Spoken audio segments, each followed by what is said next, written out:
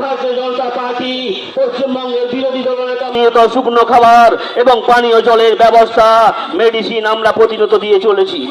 কোনোভাবে এই ব্লক থেকে আমাদের পাচ্ছি কি যে সমস্ত এলাকাগুলোতে বন্যা হয়েছে, আমাদের প্রতিনিধিরা রয়েছে,